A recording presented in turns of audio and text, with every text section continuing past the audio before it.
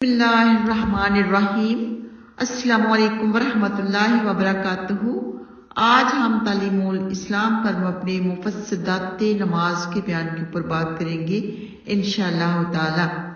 सवाल है, मुफस्सदात नमाज किसको कहते हैं? जवाब है, मुफस्सदात नमाज उन चीजों को कहते हैं जिनसे नमाज फासिद हो जाती है, यानी टूट जाती है और उसे लौटाना जरूरी हो जाता है।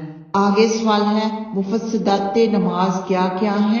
जवाब है, नंबर 1, नमाज में कलाम करना यानी बात करना, कसदन हो या भूल कर, थोड़ा हो या बहुत, हर सूरत में नमाज टूट जाती है। नंबर 2, सलाम करना यानी किसी शख्स को सलाम करने के कसद से सलाम या तस्लीम या अस्सलाम वालेकुम या उसी जैसा कोई लफ्ज कह देना।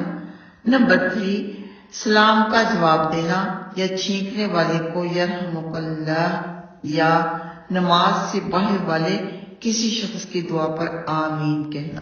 नंबर 4, किसी बुरी खबर पर इन्ना लिल्लाहि व इन्ना इलैहि राजिऊन पढ़ना या किसी अच्छी खबर पर अल्हम्दुलिल्लाह कहना या किसी अजीब खबर पर सुभान अल्लाह कहना।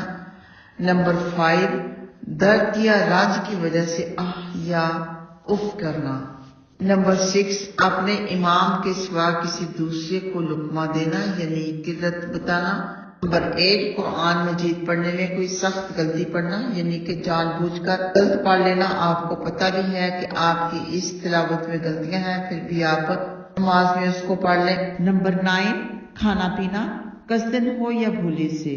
नंबर 10, 2 सफ़ों की मिकदार के बराबर चलना।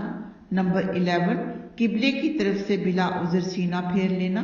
नंबर 12, नापाक जगह पर सजदा करना। नंबर 13, सतर खुल जाने की हालत में एक रुकन की मिकदार ठहरना।